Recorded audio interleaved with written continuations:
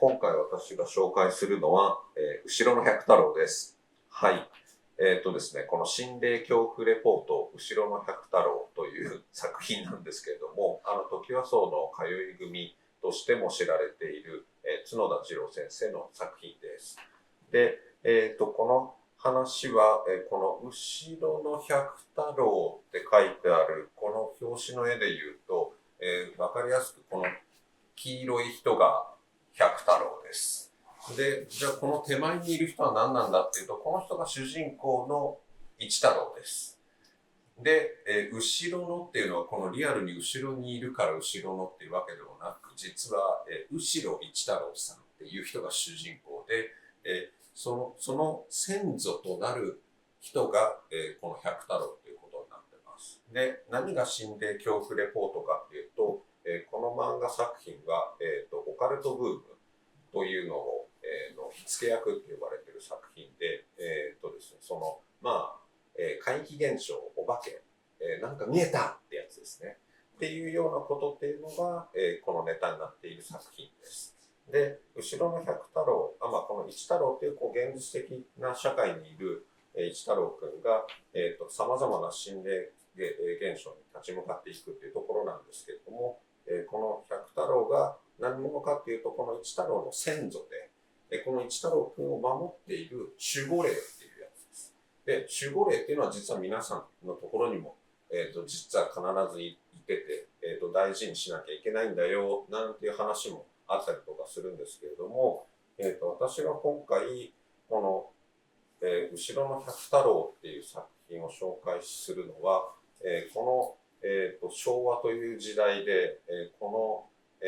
後ろの百太郎っていうのが、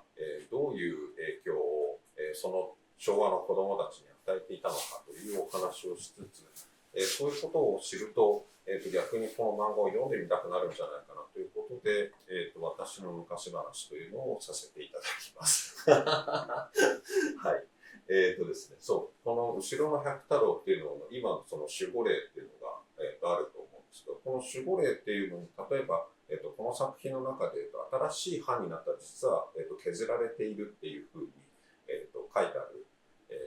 百選のレビューにもあるんですけれども、何が書いてあるかっていうと、守護霊に合う相方っていうのが例えば書いてあります。小学校の頃の小さな私は、真似してやってみて全然会えねえじゃんってことになったんですけど、どうやってやるかっていうと、まっすぐこうやって寝て、おでこと、このおへそのあたりにですね、こう手を当てて、ここの2つに意識を集中すると、この漫画の作品の中でもあるんですけど、こう紐がヒューッと細くつながって、この先に自分の守護霊っていうのがピカッて出てきたりとかする。で、この守護霊っていうのに会ってくれたら、なんか俺すげえ守られてる気がするとか思ったりとかするわけなんですけど、私はとりあえず会えませんでしたが、幽体離脱っていう体験はさせていただきました。はい。で、その当時、この漫画作品も書いてあるんですけれども、こっくりさんっていう降霊術、降りる霊術ですね、っていうのが、また異様に流行りまして、この漫画作品っていうのを読んでるっていうのは、大体漫画読むのも大体2、3人だと思うんですけども、2、3人で真似してこっくりさんをやってみたら、本当かよってことになって人が集まってくる。これが例えば、3人が5人になり、8人になり。で、漫画に書いてあるのは、大体教室の端っこでやってて怒られるわけなんですけども、稲荷神社でやると、狐に疲れてすごいことが起こるらしいみたいな話になった。じゃあ稲荷神社でやってみたらいいじゃんってことで、学校が終わって夕暮れ時になって、神社があっちにあるんですけど、お稲荷さんの前に集まってみんなでわざわざ書いてあるこのコックさんの紙をちょっとバーッと広げて、10円玉をにあいうえおが書いてあって、例えば「はい」と「いいえ」って書いてあるんですけど、この真ん中に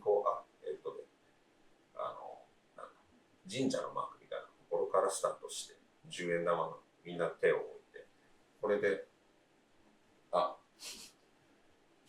うやるんですけど、大体誰が好きとか嫌いとかって話をするわけなんですけれども、その子供たちは夕暮れ時に夢中になってる時に、終わっちゃった。そうそう、みんなで夢中になってたら、こらーって言われて終わるっていう話でした。ただの心霊体験の怖い話をする話みたいでしたが、はい。という、後ろの百太郎をぜひちょっと読んでみて、皆さんも心霊体験してみてください。以上です。ありがとうございました。はい。じゃあ皆さん、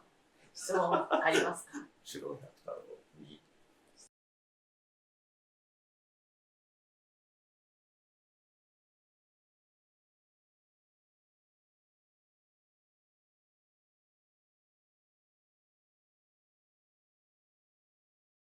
大きなストーリーの記憶はちょっと実は私もないんじゃないんですけれども、エピソードとしての話が多かった記憶があります。例えば、そうです、何々に会う、心霊っていうのに会うっていうこともそうですし、例えば妖精っていうのに会うとか、なんかそういうさまざまに世の中に隠れているものっていうのに、触れる、ガイドブックみたいな感じになっていますというのが小学生の記憶です。はい。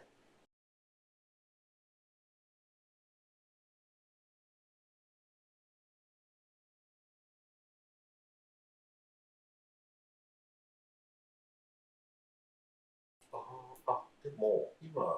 ちらって言ったようにガイドブックみたいな感じで、